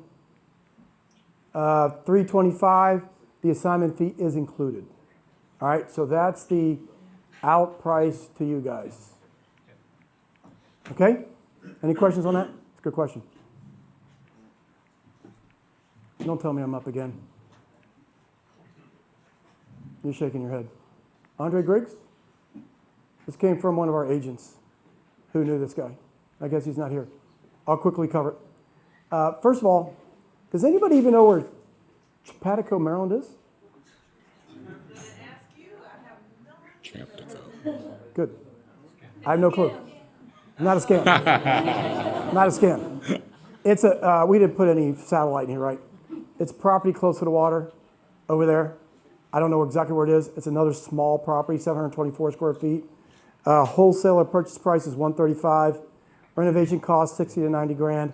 He's saying the ARV is 265 to 299. That's not what you were saying, Sarah? You were saying the ARV was less than that? 235, 240? Yeah, I think it's. We think it's 235 to 240. But remember, I'm not vetting the actual deal itself. I know he has it under contract. Came through one of our agents who knew this guy, so I'm vetting the fact that he has it under contract as a wholesaler. Another wholesaler assignment, fix and flip. We got pictures of it, yeah.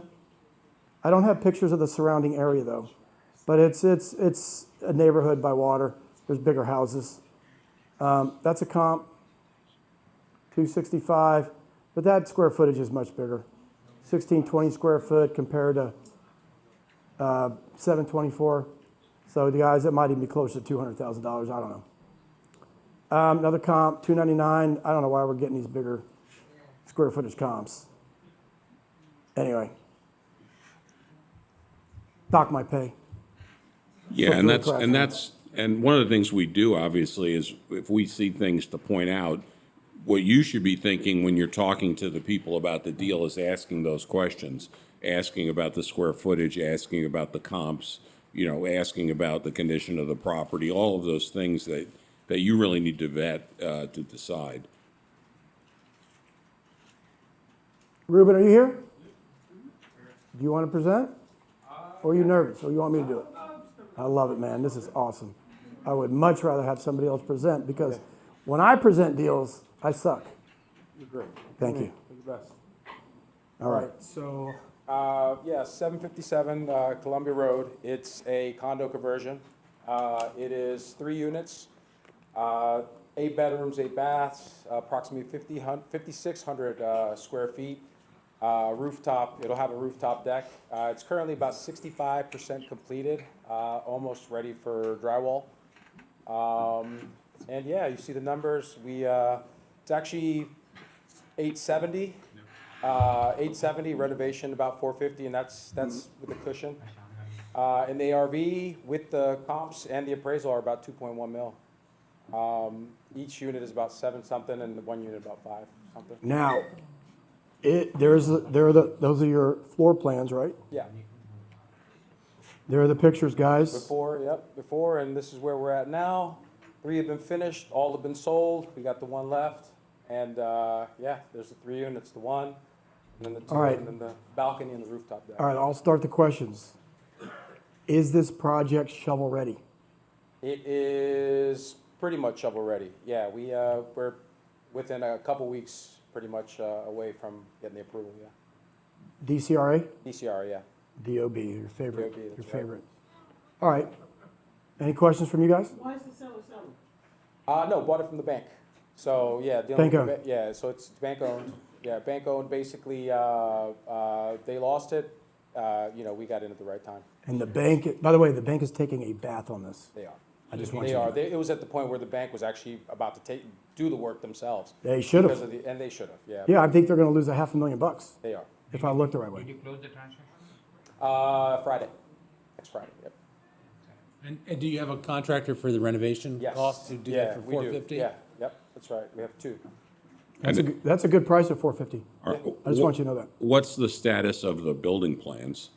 So the building plan, so everything was, like I said, it was approved all the way through. Building plans have been basically, there, as soon as we close, they go in. We've already met with the DOB. We're picking up basically where they left off. There was no stop work orders. It was just a vacancy order. So, I mean, we covered, before touching this one, we were going to present it last month, but we spent a whole month of due diligence. All right, so from this, one of them is 2 levels. Yep.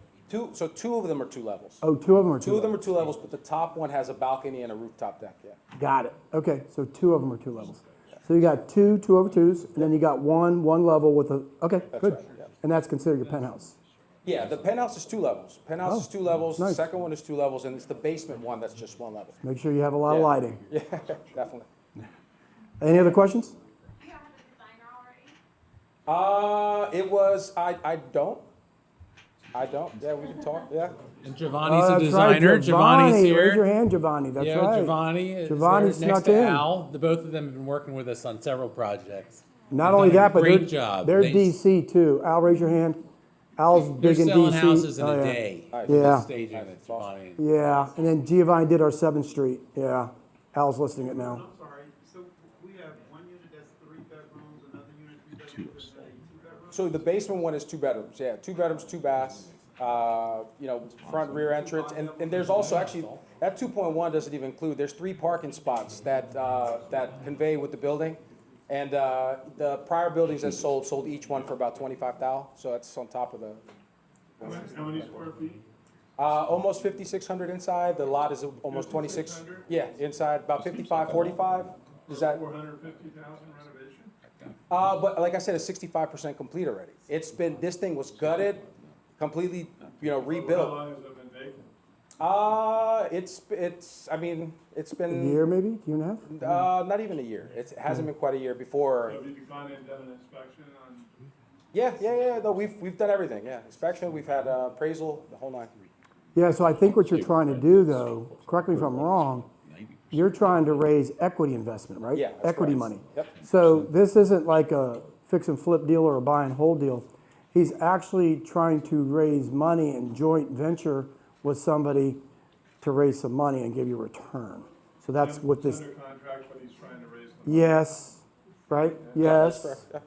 And so he's looking for a joint venture partner, he's looking for a gap funder, you're looking for you would rather have an equity investor, I'm assuming? That is correct, yeah.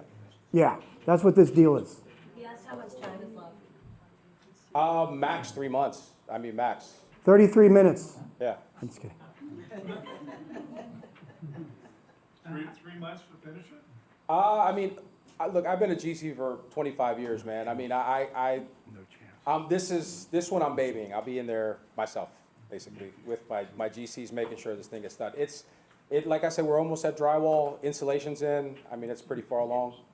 And I have a good relationship with the inspectors and Do you have any GCs. pre-sales No, I haven't even, like I said, we spent the last month doing due diligence, just getting it to this point. Yeah. Yeah, one of the things I really like about this deal is 757 Columbia Road Northwest. It's a good location. And Columbia Heights, right? Yeah, Columbia Heights. And if you guys know, Columbia Heights, Petworth, they took about a 20-25% dip in the last couple of years. They're on the rebound. We think they're bottomed out right now, and they're going back up. And so once the crime gets taken care of, especially also in the U Street corridor, these properties are going to go way back up in value. So I actually think this is a good timing event for you to do this. So just remember, guys, this is an equity raise event. He wants to joint venture with you guys, all right? One of you guys. Email address, phone number. Any other questions? Yep, so you're looking for 1.34? What I'm actually looking for is like 300,000 additional to add to the. 300,000? Yeah, Yeah. up to 300,000, yeah. We've got the rest covered, and we have a couple properties as collateral in the whole 9, Guys, to make it simple, I'll just make it simple. $900,000 price, $450. It's $1.35 million. That's called your loan to cost. He's got a lender that's going to provide 80% loan to cost. So $1.35 million times 20% is $270,000. So he's looking between $250,000 and $300,000. That's what he's looking for, guys. Right? Yeah, that's correct. Okay? He's looking to fill the gap of the loan to cost. You can do it one. Huh? That's a good question. So the bank, it had been listed at some point, I guess it had gone through, but the bank was considering taking it over. My realtor had a relationship with their representative. They brought it to me, and I made sure that, secured it. Furthermore, everything's negotiable. So you guys talk to Ruben, you guys figure out what you want to do. Yeah, give me a call. Anybody interested, reach out, let me know, and, yeah. I think it's good. It's great. Good luck. All right. It's awesome. Thank you. Thanks, Thank you. guys. Good. All right. I don't even know what's next. You guys like this so far? All right. Okay. This is an interesting deal. Yep. One of our students. has bought a property, it's pre-foreclosure. Being very transparent as I am, it's going to closing on Friday, so it technically hasn't closed yet. And that's why I am not telling you guys the address. Call her, she'll give you the address. Email her, she'll give you the address. I'm not allowed to give you the address, but here's what it is. It's a 4-bedroom, 2.5-bath house, 1,678 square feet, 2018 built. This is my buy and hold deal today. I know a lot of times you guys, I see buy and holds and I'm like, if you think it's a buy and hold, that means it's too expensive and it costs too much. Yeah, maybe we'll go through that in a second. Price $365, ARV $450. Deal type is what's called a subject to. You guys know who doesn't know what a subject to means? Raise your hand. You don't know what a subject to means? Okay. A little bit of a learning lesson. When buying a house, you have these things called what's called loan assumption. You can assume the loan. You can assume an FHA loan. You can assume a VA loan. Assume. That means you got to go through the qualification process of the VA and the FHA. Okay, you can assume the loan. This is not what this is. You assume a loan, you take over the payments. This is called subject to. Subject to the existing loan. So you're buying it with the loan in place without having to go through any bank approval process. So you're getting your name on the deed and you're just taking over payments. You guys follow that? Simple, right? What's not simple about it is that anytime the deed changes, the bank has what's called a due on sale clause and they can call the loan. They have a due on sale clause. If the loan is performing, which it's not, it's in foreclosure, we're going to bring it current. I retract that. All of the institutional players, the institutional banks, I have never seen them call a subject to transaction, provided you make timely payments. This is an institutional lender. I believe it's an FHA loan. Now, I've only seen loan called twice in subject twos in the last 10 years. The bank was called Sandy Spring Bank. Sandy Spring Bank went through some problems with the office building problems. They held too much bad debt. They had to raise capital. They raised capital by raising deposits, and they also raised capital by getting loans paid back, and they also raised capital by calling their subject to loans that they knew were subject tos. That's how they raised capital. That's the only time I knew this has ever happened. 2 times. Okay? And we'll go through the numbers here in a second. Current mortgage is $1,441, so we're going to go through what a pro forma looks like. To buy this house, you need $135,000 down. It's going to cost about $5,000 to close. You guys are probably thinking to yourself, oh, that's pretty cheap. It is, because you're not paying any lender fees. You're sub 2 on the loan, so there are no lender fees. You're just going to pay some legal fees and some transfers, that kind of thing. The mortgage payment is $1,441. The target monthly rent is $2,900. You guys see that on the right-hand side? Your monthly cash flow positive is, what is it, $1,459? Is that about right? Wow. $1,459 a month. Positive cash flow, guys. On principal being paid down. Loan originated in 2018, guys. You are 7 years into the AM schedule. The existing balance is about $230,000. So $230 plus $135 is the purchase price of $365. Now, let's take a look at your cash on cash return, guys. $135 plus 5 is $140. You got your mortgage PITI, annualized annual rent. Your cash on cash return is 12.5%. Not including buying into equity and not including the equity growth. Yuki thinks that's a good idea. Who wants to make 12.5% on their money? Yeah, y'all do, right? Oh, I love you, man. Y'all ready for the hard money business. Let's go. Okay, that's a good cash on cash return. Now, the next thing I'm going to show you guys is what happens with the equity side of it.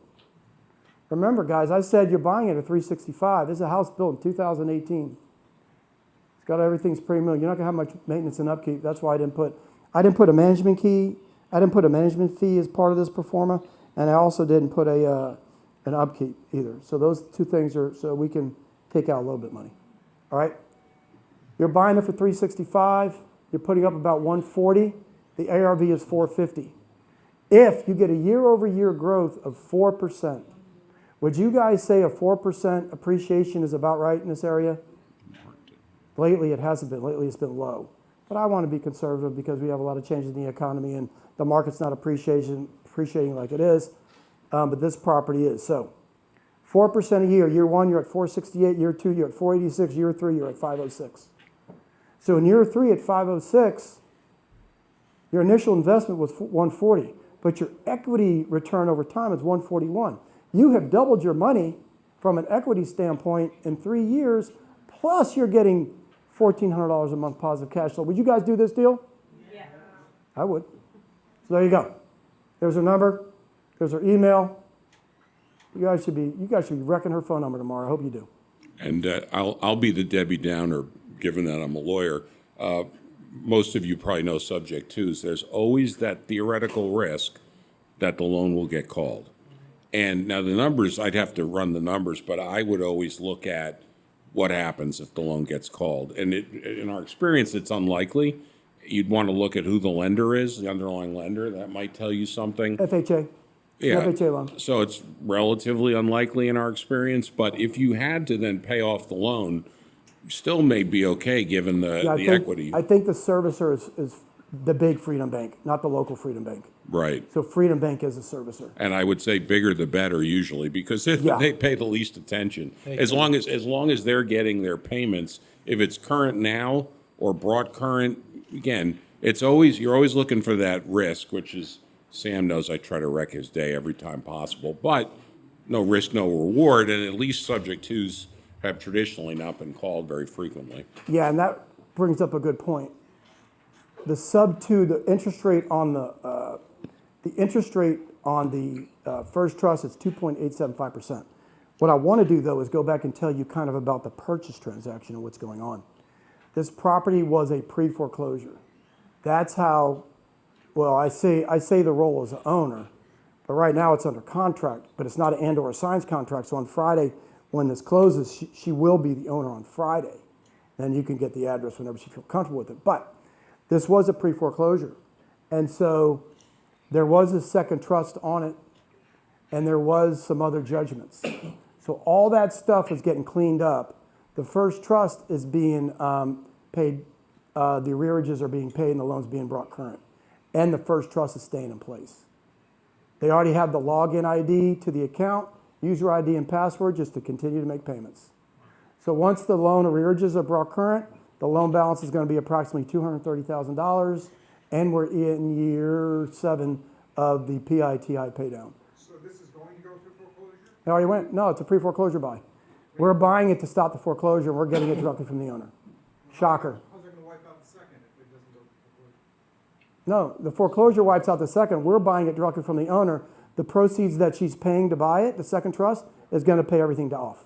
It's going to pay the second trust off. It's going to pay the lien Her buy holders price off. includes the second trust. Yeah, it payoff. includes all of it. So she'll be in there at a certain position. The person buying it, do they have any fiscal responsibility? No, I mean, they're just paying it, but they. Sanaz is where it's by. Well, okay, so their name is on the deed. Yeah. Yeah, that's the way it works. So the way a sub 2 works is that the deed transfers to the investor, who happens to be one of our students, right? But the underlying debt instrument, the first trust, stays in the name of the former owner. So if the new person doesn't pay the bill, Yeah, he doesn't have any responsibility. I mean, he's. that's right. Yeah. Well, Let me ask you a question. you'd lose the Let me ask you a question. Hold on. You lose the Wait a minute. I owe $230,000. After year 1, this house is worth $468,000. Are you telling me you're going to walk from $238,000 and let it foreclose? No, but Are you guys going to do this? the person might Call run me. out of money and not be able to pay it. Hold on, brother. Then the bank will sell it The- at auction, and the bank will be made whole in full. Oh, for sure. Yeah, well, The payment's only $1,441. I think more what you're alluding to is if you're the person who owns the house Yes, you're at risk. initially, that's You're at doing risk. the subject to. And, You're at risk. And is it, you sort of tied together a little bit. If that person's going for credit, they could have some issues. If you got to make sure that the payments are made. Well, do you reimburse the original owner who pays? Well, that's probably not a good idea. You want to be the one. I think you said there's online access so that you, the new owner, the deed owner can pay it so that the other person doesn't have to think about it, but it will show up on their credit, Well, but remember, now they're getting saved from a foreclosure. which should be net better. Now Yeah. somebody's going to be making timely payments every month. I hope that if you receive $2,900 a month in rent, that you're going to make a 1441 PITI payment. I hope. So while they're exposed to risk would. of more credit loss, their likelihood is the person has so much equity in it that those payments will be current and maintained timely. Yeah. So It's- so it's- as not to disrupt that. Yeah, and this is and another. then they get a net benefit to their credit because they then have a loan for 5 Right, years that's paid steady every day on the first of the month. Yeah, and let's talk about that, Pardon me? right? It's very important that we talk about this. You're a bank. I'm a bank. I would rather have a performing loan being paid every single month where I'm just servicing it than a loan that I have to put into foreclosure. I'm telling you, these government institutions, they don't want to foreclose on people. They don't want to put these properties in foreclosure because they don't know how to handle the underlying asset. So as long as that loan is getting paid off, I'm against Ed's 98%. I feel 100% comfortable that this thing isn't going to get called. I'll take my chances. And then I'll Yeah. call Ed up when I have a problem. Well, it's interesting. I mean, I have several investment properties that got 3.5%. It's Yes. investment properties. And I constantly am getting things from Mr. Cooper just begging me to take equity out of these properties because presumably they want to get rid of these loans. I mean, they want to make money with the new loan. Right. So you never know. But the other, I think, and I'm no expert on this, but as I understand it, the banks, like you're talking about having a performing loan, that is in one basket for the bank. Yeah. When a loan is not performing over so many days delinquent, they have all sorts of capital issues and requirements they have to deal with. They don't know how to sell them. I mean, we saw the one with the condo thing. It's a mess for them. So if it's in the performing basket, that's like, I don't need to think about it bucket, especially for the big guys, typically, yeah. Who gets the interest thing at the end of the year? The prior. Say it again? Well, that's why you need to have access to the subject twos. This student has 5 or 6 flips she's doing right now and could use the cash. As a matter of fact, close your ears. I might take this I deal. would think, but if you have I might take it. But I don't, I know that, but usually you can, as long as. for me, it's too far away. My sister, I have a sister that, daughter has, we have a special needs trust. I own a few properties with my sister. This would really be good for that special needs trust. So, but I mean, I wouldn't present if I'll do it. If y'all ain't gonna do it, maybe I'll do it. I might get it at a cheaper price, but. He also asked, where's the current owner? What's happening? Current owner's there, they're moving out in 30 days. There's a relationship, remember. Not we, she's buying it from the current owner. So it's a voluntary sale. Like a foreclosure is an involuntary sale. This is a voluntary sale that comes with a vacancy date. You got 2 things, right? You got ownership date and you got possession date. Sometimes they don't agree. In this case, they'll be out in 30 days. Yeah? Clean up for rent ready. $5,000 maybe. And I didn't put that in there. I should have put that in the 135 plus 5 plus maybe a $5,000 cleanup. The house was built in 2018. So it's going to need a small cleanup. Not much. Couple kids. Anybody else? Yep. So we've been talking about this house that I have Jones for, right? Similar to this situation, right? So I understand the subject to part of this, but if there are additional liens, like the property I'm trying to get that's in pre-foreclosure, I need to clean up those liens. Is that right? You got it. Yep. I would. For sure. And you're going to want to. Now, however, hold on, let's back off a little bit. Let's say there's a first trust at 2 7/8. There's a HELOC, and the HELOC has a decent interest-only payment. Maybe you want to sub to the second trust too. It just all depends on the liens, guys. So we had a deal in the museum, I think the museum district in Richmond, where as a hard money lender, we were the 3rd trust on top of a HELOC on top of a first trust. So all in, we were all in at $650. I think a $300,000 first, $50,000 second, $300,000 third, us, and the property's worth about $1.2 million. So all in, 650, $1.2 million, they're going to use our money to simply renovate the house, bring the loans current, fix and flip it, we're out of Dodge. So I've been in third trust position behind 2 sub-2s. No big deal. Not for us, we don't care. Yeah, we're good? All right. You guys understand that? We're good? All right. Oh, the last deal. Oh, this is great. We're going to end on this.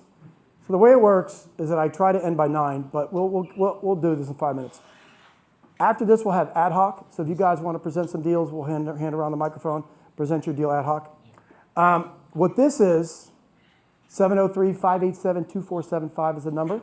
Don't call me. I'm just kidding. We have a house under contract. This is called an LLC transaction. It's a short sale that we're buying, and we're buying in a single-use entity LLC, and we're selling the LLC. Here's the property address, 315 East Cold Spring Lane in Baltimore. I got to tell you guys, I'm not a Baltimore fan, but I'm a Baltimore fan of this, or else I wouldn't even bring it here. I love this house because, are you guys familiar with Loyola University of Maryland? It's a good school, right?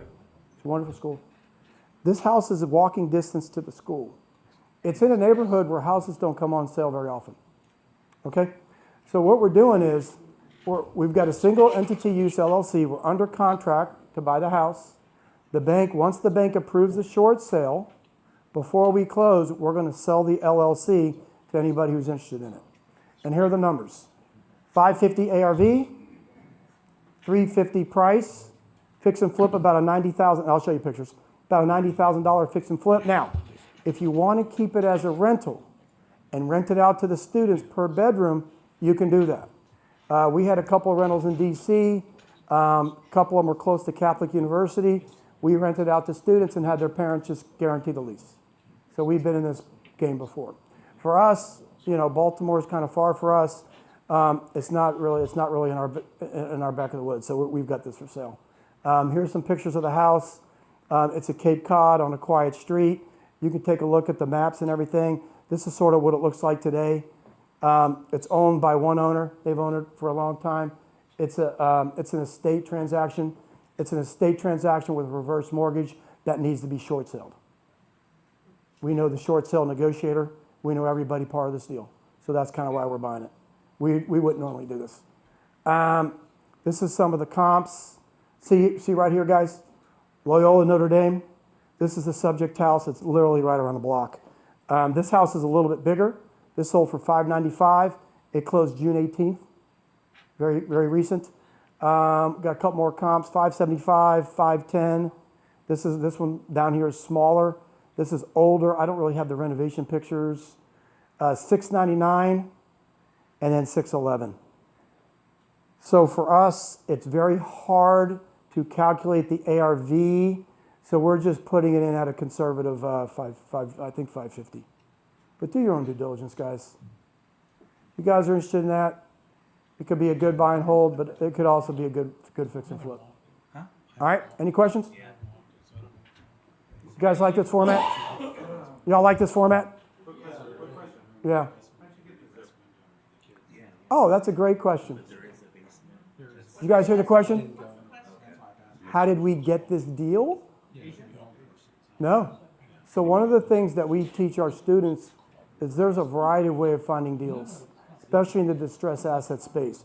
And we feel that you need to throw your net in a wide variety. Well, one of the folks that we know, Giovanni, you probably know this person. Because there you go. Michelle, we know a short sale negotiator on this deal. And so what she does is any deals that fall through on the short sale side that have already been approved by the bank, she sends them my way. We've been doing business with her for a long time. It's just another way for us to get deals. I've got so many different ways to find deals, guys. People are bringing me stuff all the time. So that's how we got the deal. That's a good question. How do we find it? Any other questions? All right. Next up, it's the ad hoc piece, Q&A. Anybody got any deals that they want to present that they might have? Nahum, you got a deal? You got a deal too? All right, Sarah, microphone time. Where's Sarah? She stepped away. Here's we put Sarah asleep. Here we go. We put Sarah asleep. Nahum. Oh, you want to go first? Yeah. Ram, you go first. All right, Tested. there you go. Okay. Actually, this is for leasing purpose. I have an office building in Washington, D.C. Is anyone interested in leasing the space in D.C.? I would like to present this deal. The address is 1100 17th Street Northwest, 3 blocks to the White House, right next to the K Street. It's on right on L and 17th intersection. How many square foot? It's a big office building, 146,000 square feet. So we have like 70,000 square feet of empty space. What would be good in there? Law firms, lobbying firms? There are a lot of lobbying firms, yes. The lobbying firms and diplomats and embassies are there. All right. Any agents might have clients for that? Yeah.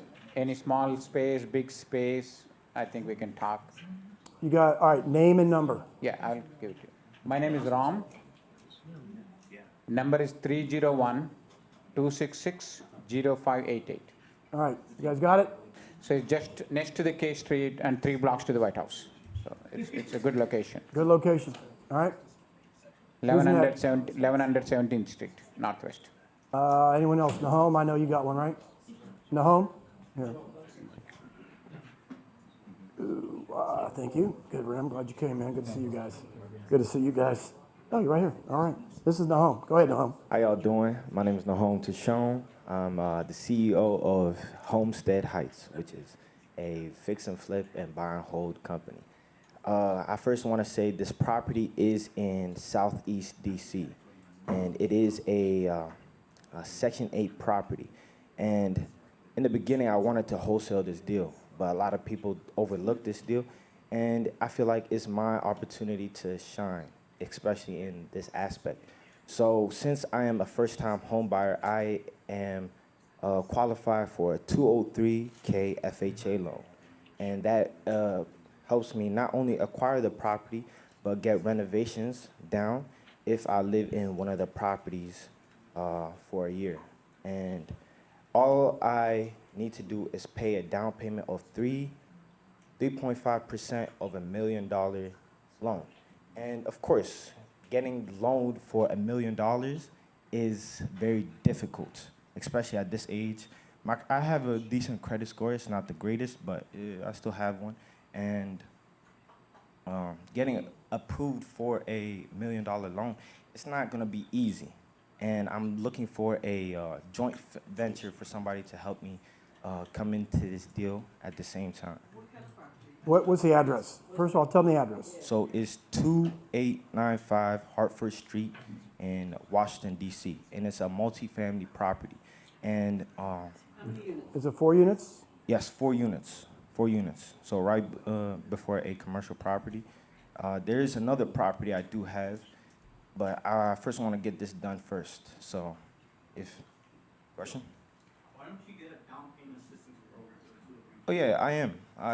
I have been looking at that, and that is something. Regardless of me getting a joint venture today, I will close on this deal. So he needs a loan officer to help him out as well. Yeah. Equity investor, maybe. Loan officer help him out. Maybe somebody co-sign. I don't know. Right? Okay. Is that it? You good? Yeah. Oh, I know what. It's vacant, right? Yes, vacant. And it's 4 units. 4 units. 2 bedrooms, 2 baths. 3 bedrooms. 3 bedrooms, 2 baths. Yes, sir. What's the renovation expense going to be? Renovation expense is about $350,000. In total, acquisition is going to be $1 million. Paying 3.5% of $1 million is $35,000. I already have some savings on this property that I'm willing to put in. I'm just looking for somebody to assist me on that credit side and getting approved. It's the biggest challenge. All right. Tell everybody your name and your phone number. My name is Nahom Tashon. Phone number 301-300-4336. Thank y'all for your time. Good. How old are you? I'm 19.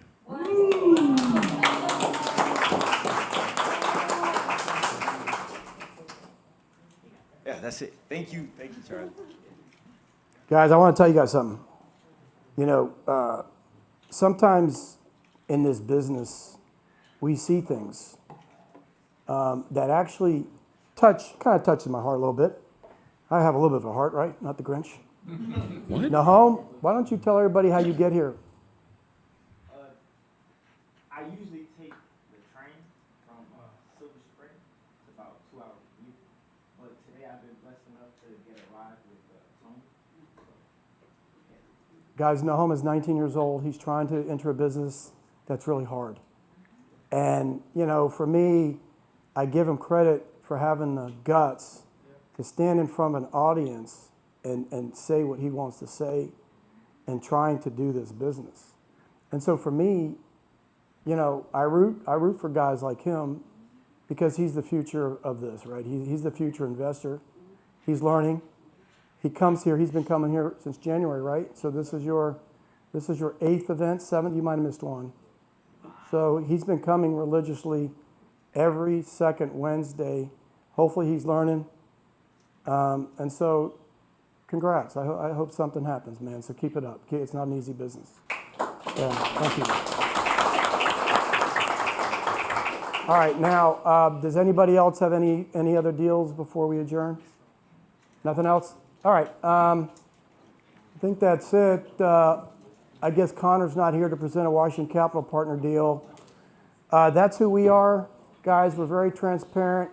Second Wednesday of each month. Remember the four principles. Hope you guys learned something. Educate. Hope you guys network. Hope you guys were entertained. And feel free to network. Thanks for coming. We'll see you next month.